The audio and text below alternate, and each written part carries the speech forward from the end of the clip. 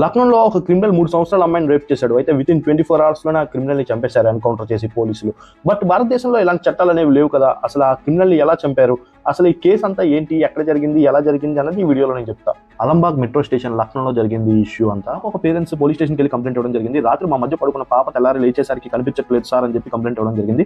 ఎక్కడైతే పాప మిస్ అయిందో అక్కడి నుంచి ఒక 500 మీటర్స్ దూరంలోనే ఒక చెత్తల్లోని పడేశారు పాపని. ఫుల్ ఆఫ్ బాడీ అంతా బ్లడ్ తోని పాప దొరకడం జరిగింది. వెంటనే హాస్పిటల్‌లో జాయిన్ చేశారు. ఆ క్రిమినల్ దీపక్ వర్మ ఎవరైతే ఉన్నారో ఆయన్ని పట్టుకోవడానికి సహాయం చేస్తే ₹1,00,000 రివార్డు కూడా ప్రకటించారు గవర్నమెంట్. కేసు ఏదైతే ఉందో అది 2025లో జరిగింది. బట్ క్రిమినల్ కి ఆల్రెడీ 2 క్రిమినల్ కేసులు ఉన్నాయి. 2021లో ఒకటి, 2024లో ఒకటి. ఈ కేసులో అయితే మాత్రం BNS సెక్షన్స్ అయిన 87 and 65 సబ్ క్లాస్ 1 పడడం జరిగింది. అంటే అడక్షన్ అండ్ రేప్ కి ఈ సెక్షన్స్ 2 వేస్తారు. And 137 sub class 2 for kidnapping. And అమ్మాయి మైనర్ కాబట్టి పోక్సో యాక్ట్ నుంచి సెక్షన్ 5, 6 కూడా యాడ్ చేయడం జరిగింది. అండ్ పోలీసులు ఈ వ్యక్తిని పట్టుకోవడానికి వచ్చారు. పట్టుకోవడానికి వస్తే ఇతను తప్పించుకొని అతని దగ్గర ఒక కంట్రీ మేడ్ పిస్టల్ ఉందంట. ఆ పిస్టల్ తోని పోలీసుల్ని షూట్ చేయడం జరిగింది.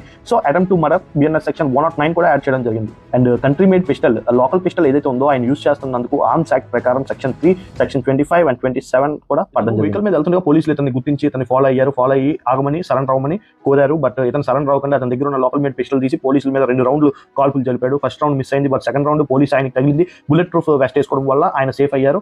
పోలీస్ ఎవరైతే ఉన్నారో ఆయన ఓన్లీ సెల్ఫ్ డిఫెన్స్ కోసమే కాల్చడం జరిగింది. అయితే మాత్రం సేఫ్ గానే ఉంది. ప్రైవేట్ పార్ట్స్ కంప్లీట్ గా డిస్టర్బ్ అయిపోవడం వల్ల 2 పెద్ద సర్జరీలు అయితే మాత్రం పడ్డాయి. సో ఇప్పుడు పాప ఆరోగ్యం అయితే మాత్రం నిలకడగానే ఉంది.